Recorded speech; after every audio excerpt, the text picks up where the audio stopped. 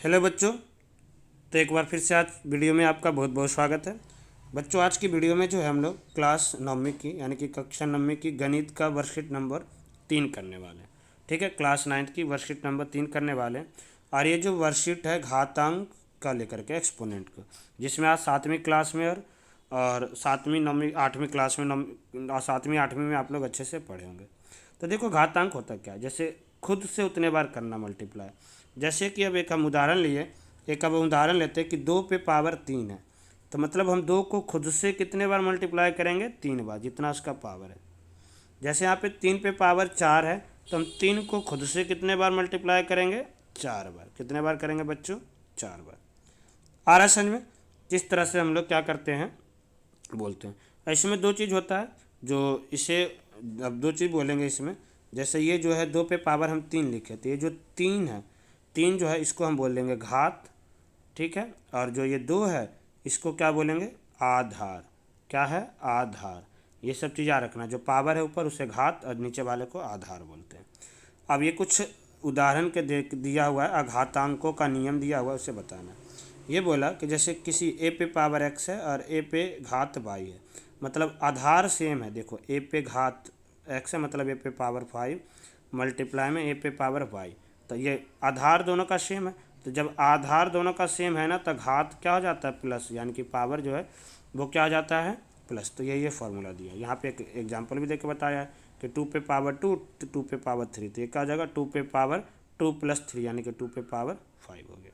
ठीक है, ऐसा ही दूसरा देखो। और बहुत सारे बच्चों को समस्या है, सर हमें वर्कशीट में करना क्या था? आप ये वाले क्वेश्चंस करेंगे और जो सिंप्लीफाई वो करेंगे, हम लास्ट में कराएंगे भी। पहले हम आपको एक थोड़ा सा शॉर्ट में ये चीज़ों को समझा देते, फार्मूला जो यूज होगा। ठीक है, अब यही चीज़ देखो डिवाइड में, भाग में, इसे ऐसे भी हम लिख सकते हैं, ए पे पावर एक्स डिवाइड में ए पे पावर वाई। अभी आप लोग गुना में पढ़े थे, जब क्या था? आधार सेम था, तो क्या होता था? घात आपस में प्लस हो जाता था, पावर आपस में प्लस हो जाता था। अब भाग में जब आधार सेम है तो पावर आपस में क्या होगा? माइनस हो जाएगा। डिवाइड में यानी कि जब पावर सेम हो ना, तो क्या आ जाता है? वो दोनों आपस में माइनस हो जाता है, पावर वही रहेगा। तो ए पे पावर एक्स माइनस वाई हो गया। ठीक है, यहाँ पे देखो एक उदाहरण दे रखा है, 2 पे पावर 5 बटे में 2 पे पावर 3, तो 5 माइनस 3, तो 2 पे पावर क्या आ गया? 2, यानी कि आंसर 4 आ गया। आ रहा है बच्चों समझ में? आ रहा है या नहीं आ रहा है? आप लोग कमेंट करके हमें ज़रूर बताना आ रहा है या नहीं आ रहा है। अगला जो था, अगला जो क्वेश्चन था वो था, देखो पावर पे पावर, पावर पे पावर होगा, पावर पे पावर। तो पावर पे पावर होगा तो हम क्या करेंगे? तो पावर पे पावर है, जैसे ए पे पावर एक्स है, फिर उस पर भी पावर क्या है? वाई है। तो ए पे पावर एक्स है, फिर उस पर पावर वाई है, तो ये क्या हो जाएगा? ए पे पावर एक्स मल्टीप्लाई में वाई। ठीक है बच्चों, ए पे पावर एक्स मल्टीप्लाई में वाई, ये हो जाएगा। ठीक है, तो उम्मीद करते कि आपको समझ में आ रहा होगा।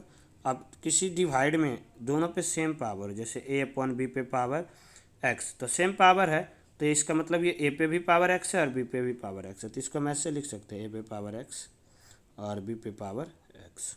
ठीक है, अब देखो इस बार क्या होगा? इस बार घात सेम होगा, मतलब पावर सेम है और आधार अलग अलग होगा। जैसे ए पे पावर एक्स दिया हुआ है और बी पे पावर भी एक्स दिया हुआ है, तो पावर सेम है, इस बार घात सेम है, तो आधार दोनों आपस में गुना हो जाएगा, ए इंटू बी पे पावर एक्स। ठीक है, तो उम्मीद करते बच्चों आपको समझ में आ रहा होगा। फिर इसी तरह से ये बताया कि किसी पे भी पावर जीरो होगा, किसी पे भी पावर जीरो हो, ठीक है, तो उसका आंसर 1 होता है। जैसे 5 पे पावर जीरो तो उसका आंसर 1। कोई भी पावर माइनस में हो तो वो उल्टा हो जाता है। जैसे यहाँ पे देखो एक उदाहरण दे रखा है, 2 पे पावर -3, तो एक्चुअली में 2/1 है, तो ये बाद में जाके 1/2 पे पावर 3 हो जाएगा। आ रहा है बच्चों समझ में? तब को अब हम क्वेश्चंस करेंगे, जो वर्कशीट में आपको क्वेश्चंस करना था वो देखो, ये सारा क्वेश्चंस करना है और ये क्वेश्चन आपको करना है। ठीक है, तब हम लोग देखो आज की वर्कशीट में जो क्वेश्चन दिया हुआ है उसको हम लोग करते हैं।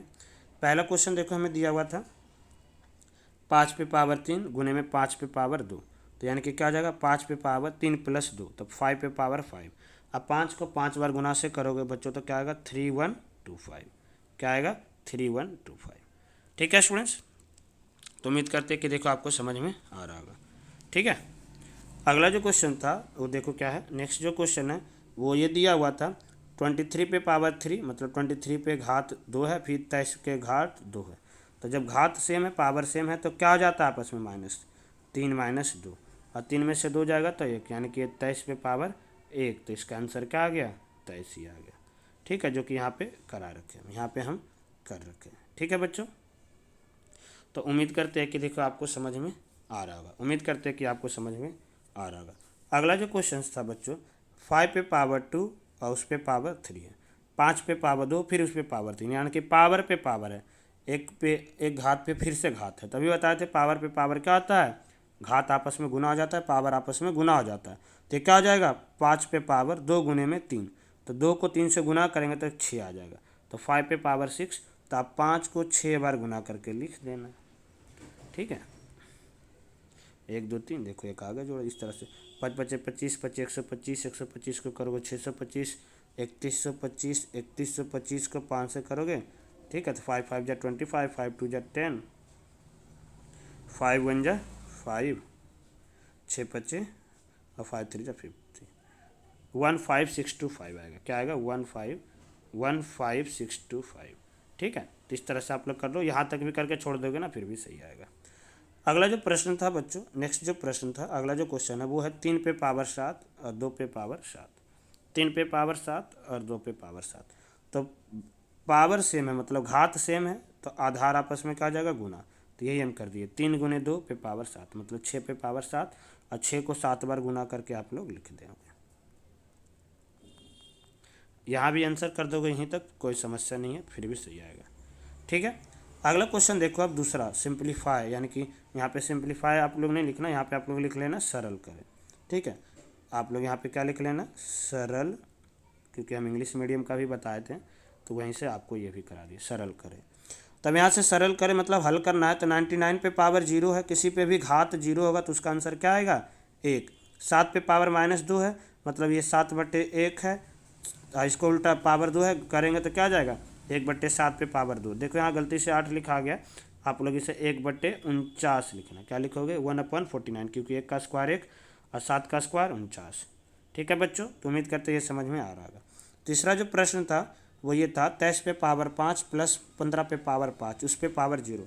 अंदर कुछ भी हो, कैसे भी आए सोल्व करके, लेकिन पावर लास्ट में 0 है, तो इसका मतलब उसका आंसर क्या आएगा? 1। किसी पे भी घात 0 होता है तो उसका आंसर क्या आता है? 1 आता है, 1 आता है। ठीक है बच्चों, तो उम्मीद करते हैं आपको समझ में आ रहा होगा। अगला जो प्रश्न था देखो, 3 पे पावर 3/5, उस पे पावर 2 है, फिर उस पे पावर -1 है। तो ये पावर पे पावर क्या हो जाता है? घात पे घात है, तो पावर पे पावर क्या हो जाता है बच्चों? पावर आपस में गुना हो जाता है। तो 2 गुने में -1, तो 2 को -1 से गुना करेंगे तो क्या आएगा? -2 ही आएगा, -2 आएगा। तो यहाँ से हम देखो यहाँ पे लिख रखे हैं 3/5 पे पावर -2, 3/5 पे पावर -2, यानी कि ये क्या आ जाएगा?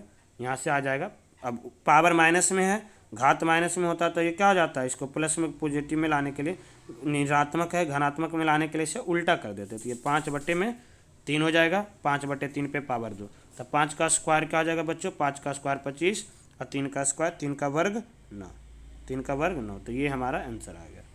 तो उम्मीद करते हैं बच्चों कि आज की वीडियो आपको काफ़ी मददगार रहा होगा वर्कशीट करने में, और आप लोग काफ़ी नए चीज़ सीखे भी होंगे और समझे होंगे भी। तो अच्छा लगे तो जैसा भी हो कमेंट करके आप लोग ज़रूर बताना, लाइक ज़रूर करें, ताकि इससे हमें भी मोटिवेशन मिलेगा बच्चों को कितना ये मददगार हो रहा है। तो फिर मिलते हैं अगली क्लास में, जब तक आप लोग घर पे सेफ रहिए, सुरक्षित रहिए। जय हिंद।